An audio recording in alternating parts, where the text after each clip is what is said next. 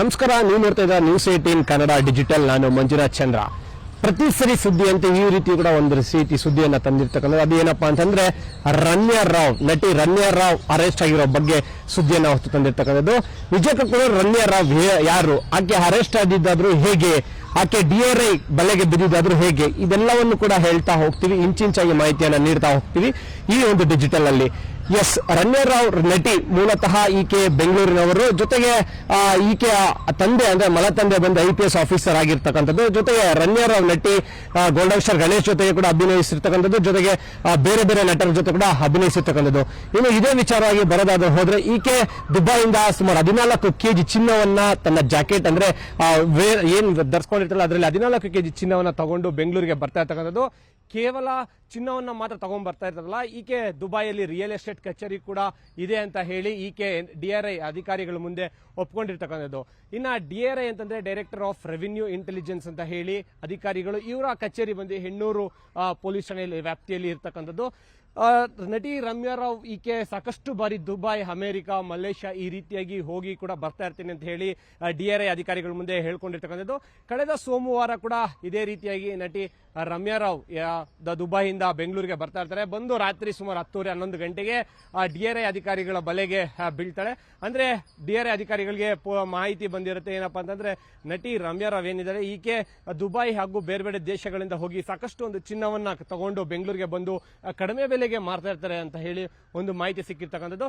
ಸದ್ಯಕ್ಕೆ ಅದೇ ಮಾಹಿತಿಯನ್ನು ಆಧರಿಸಿ DRI ಅಧಿಕಾರಿಗಳು ರನ್ಯಾ ರಾವ್ ಏನಿದ್ದಾರೆ ಆಕೆಯನ್ನು ವಶಕ್ಕೆ ಪಡೆದು ಸಂಪೂರ್ಣವಾಗಿ ಆಕೆಯನ್ನು ತನಿಖೆ ಮಾಡಿದಾಗ ಆಕೆ ಬಳಿ ಅಂದ್ರೆ ಸೊಂಟದಲ್ಲಿ ಕೂಡ ಏನೊಂದು ಪ್ಲಾಸ್ಟರ್ ಹಾಕೊಂಡು ಚಿನ್ನದ ಗಟ್ಟಿಯನ್ನ ಅಂಟಿಸಿಕೊಂಡು ಬೆಂಗಳೂರಿಗೆ ತರ್ತಾ ಇದ್ದ ಕೂಡ ಮಾಹಿತಿ ಬಹಿರಂಗವಾಗಿರ್ತಕ್ಕಂಥದ್ದು. ಇನ್ನು ರನ್ಯಾ ರಾವ್ ಬೆಂಗಳೂರಿಗೆ ಬಂದ ತಕ್ಷಣ ಆಕೆಗೆ ಎಸ್ಕಾಟ್ ಮಾಡ್ಲಿಕ್ಕೆ ಅಂತಾನೆ ಒಬ್ಬ PC ಬಸವರಾಜ್ ಅಂತ ಏನಿದ್ದಾರೆ ಆತ ಹೋಗಿ ಎಸ್ಕಾಟ್ ಮಾಡ್ತಾ ಇರ್ತಕ್ಕಂಥದ್ದು. ಆದ್ರೆ ಬಸವರಾಜ್ಗೆ ಈ ರನ್ಯಾ ರಾವ್ ಏನು ಚಿನ್ನದ ಗಟ್ಟಿ ತರೋದು ಕೂಡ ಮಾಹಿತಿ ಇರಲಿಲ್ಲ. ಯಾಕೆ ಅಂತ ಹೇಳಿದ್ರೆ IPS ಅಧಿಕಾರಿಯ ಮಗಳಾಗಿರ್ತಕ್ಕಂಥದ್ದು. ಆದ್ರೆ ಎಲ್ಲೋ ಒಂದ್ ಕಡೆಗೆ ಆತನಿಗೆ ಫೋನ್ ಬರುತ್ತೆ. ಪ್ರತಿ ಬಾರಿಯೂ ಕೂಡ ಬಸವರಾಜ್ ಹೋಗಿ ಆಕೆಗೆ ಒಂದು ಎಸ್ಕಾಟ್ ಅನ್ನ ಮಾಡಿ ತದನಂತರ ಕಾರ್ ಬಳಿ ತಂದು ಬಿಟ್ಟು ಆತ ವಾಪಸ್ ತೆರಳುತ್ತಿದ್ದ. ಇದೇ ರೀತಿಯಾಗಿ ಮೊನ್ನೆ ಸೋಮವಾರ ಕೂಡ ಮಾಡಿರ್ತಕ್ಕಂಥ. ಆದ್ರೆ ಬಸವರಾಜ್ ಬರೋಷ್ಟರಲ್ಲೇ ಆಕೆಯನ್ನ DRI ಅಧಿಕಾರಿಗಳು ಒಂದು ವಶಕ್ಕೆ ಪಡೆದು ವಿಚಾರಣೆ ಮಾಡ್ತಾ ಇರ್ತಾರೆ. ಅರೆಸ್ಟ್ ಕೂಡ ಮಾಡಿದ್ರೆ ವಶಕ್ಕೆ ಪಡೆದು ವಿಚಾರಣೆ ಮಾಡಿರ್ತಾರೆ. ತದನಂತರ ಆಕೆ ಒಂದು ಆಟಿಟ್ಯೂಡ್ ಅಲ್ಲಿ, ನಾನು IPS ಅಧಿಕಾರಿಯ ಮಗಳು, ನೀವು ನನ್ನನ್ನ ಹೇಗೆ ಅರೆಸ್ಟ್ ಮಾಡ್ತೀರಿ ಅಂತ ಕೂಡ ಹೇಳ್ಕೊಂಡಿರ್ತಕ್ಕಂಥದ್ದು. ಅದಾದ ನಂತರ ತಕ್ಷಣವೇ ಬಸವರಾಜ್ಗೆ ಫೋನ್ ಮಾಡಿ ಕರೆಸಿದ್ರೆ ಬಸವರಾಜ್ ಅನ್ನೋ ವ್ಯಕ್ತಿ ಕಾನ್ಸ್ಟೇಬಲ್ ಏನಿದ್ದಾನೆ ಈತ ಕೂಡ ಒಳಗಡೆ ಹೋಗಿ DRI ಅಧಿಕಾರಿಗಳ ಜೊತೆ ಮಾತನಾಡಿದಾಗ ಈಕೆ IPS ಆಫೀಸರ್ ಮಗಳು ಅಂತ ಹೇಳಿದಾಗ ನಡೆದ ಘಟನೆ ಎಲ್ಲವೂ ಕೂಡ DRI ಅಧಿಕಾರಿಗಳು ಬಸವರಾಜ್ ಹತ್ರ ಹೇಳಿದಾಗ ಬಸವರಾಜ್ನ ಒಂದು ಸ್ಟೇಟ್ಮೆಂಟ್ ಅನ್ನ ಮಾಡಿ ತದನಂತರ ಕಳಿಸ್ತಾರೆ.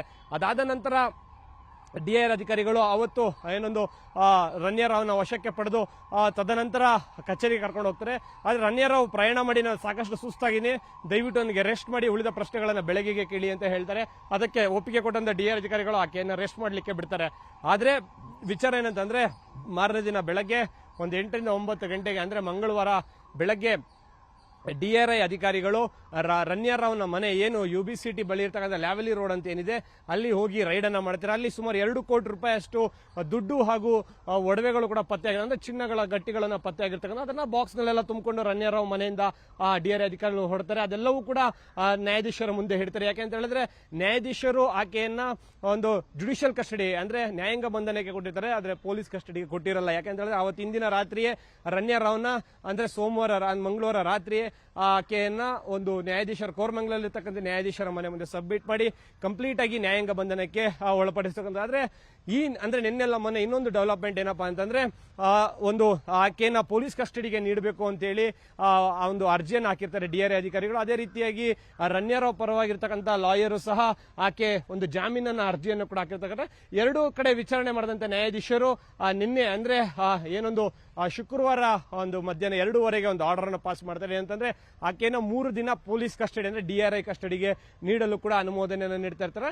ಆದ್ರೆ ನೀಡೋಕ್ಕಿಂತ ಮುಂಚೆ ರನ್ಯಾ ರಾವ್ಗೆ ನ್ಯಾಯಾಧೀಶರು ಹೇಳೋದಂದ್ರೆ, ಪೊಲೀಸರು ಕೇಳುವಂತ DRI ಪೊಲೀಸರು ಕೇಳುವಂತ ಎಲ್ಲಾ ಪ್ರಶ್ನೆಗಳು ಕೂಡ ನೀನು ಸಪೋರ್ಟ್ ಮಾಡಬೇಕು, ಎಲ್ಲಾ ರೀತಿಯ ಉತ್ತರವನ್ನ ಕೊಡಬೇಕು ಅಂತ ಹೇಳಿರ್ತಾರೆ. ಒಟ್ಟಾರೆಯಾಗಿ ರನ್ಯಾ ರಾವ್ ಅರೆಸ್ಟ್ ಆದ ನಂತರ ಚಿನ್ನದ ಗಟ್ಟಿ ಎಲ್ಲಿಂದ ಬಂತು ಮತ್ತೆ ಕೆಲವು ಡಿಜಿಟಲ್ ಎವಿಡೆನ್ಸ್ ಅನ್ನು ಕೂಡ ಈಗಾಗಲೇ ಹುಡುಕಕ್ಕೆ ಪ್ರಯತ್ನ ಪಟ್ಟಿರ್ತಕ್ಕಂಥದ್ದು DRI ಅಧಿಕಾರಿಗಳು. ಈಕೆಯ ಜೊತೆಗೆ ಯಾರು ಸಪೋರ್ಟರ್ಸ್ ಇದ್ದಾರಾ, ಹಿರಿಯ ರಾಜಕಾರಣಿಗಳು ಯಾರಾದ್ರೂ ಇದ್ದಾರಾ, ಅಥವಾ ಈಕೆಯ ಬೆನ್ನೆಲುಬಾಗಿ ನಿಂತಿರ್ತಕ್ಕಂಥ ವ್ಯಕ್ತಿ ಯಾರು ಅನ್ನೋ ರೀತಿಯಲ್ಲಿ ಕಂಪ್ಲೀಟ್ ಆಗಿ ಮಾಹಿತಿಗಳನ್ನ ಪಡಿತಾ ಹೋಗ್ತಾ ಇರ್ತಕ್ಕಂಥದ್ದು. ಸದ್ಯಕ್ಕೆ ರನ್ಯಾ ರಾವ್ ಪ್ರತಿ ಬಾರಿಯೂ ಕೂಡ ಯಾಕೆಂದ್ರೆ ಆಕೆ ದುಬೈ, ಅಮೆರಿಕ, ಮಲೇಷ್ಯಾ ಈ ರೀತಿಯಾಗಿ ಎಲ್ಲ ಕೂಡ ಹೋಗಿ ಬರ್ತಾ ಇದ್ರು, ಟ್ರಿಪ್ ವೀಸಾದಲ್ಲಿ ಹೋಗಿ ಬರ್ತಾ ಇರ್ತಕ್ಕಂಥದ್ದು. ಇವತ್ತು ಬೆಂಗಳೂರಿನಲ್ಲಿ ಇದ್ರೆ ಇನ್ನು ಒಂದು ದಿನ 2 ದಿನ ಬಿಟ್ಕೊಂಡು ನೋಡಿದ್ರೆ ಆಕೆ ಫಾರಿನ್ ಅಲ್ಲಿ ಇರ್ತಾರೆ. ಇದೆಲ್ಲವೂ ಕೂಡ ಎಲ್ಲೋ ಒಂದ್ ಕಡೆ ಆಕೆಯ ಆಪ್ತ ಬಳಗದಲ್ಲೇ ಸಾಕಷ್ಟು ಒಂದು ಪ್ರಶ್ನೆ ಮಾದರಿ ಉಂಟಾಗಿರ್ತದೆ. ಆ ಆಪ್ತ ಬಳಗದಿಂದನೇ ಏನಾದರೂ DRI ಅಧಿಕಾರಿಗಳಿಗೆ ಮಾಹಿತಿ ಸೋರಿಕೆ ಆಗಿದೆಯಾ, ಅದರಿಂದ DRI ಅಧಿಕಾರಿಗಳು ರನ್ಯಾ ರಾವ್ನ ಟಾರ್ಗೆಟ್ ಮಾಡಿ ಆಕೆಯನ್ನ ವಶಕ್ಕೆ ಪಡೆದು ವಿಚಾರಣೆ ಮಾಡ್ತಾ ಇದ್ದಾರಾ ಅನ್ನೋ ರೀತಿಯಲ್ಲಿ ಈಗಾಗಲೇ ಸಾಕಷ್ಟು ತನಿಖೆಯನ್ನು ಕೂಡ ಮಾಡ್ತಾ ಇರ್ತಕ್ಕಂಥದ್ದು.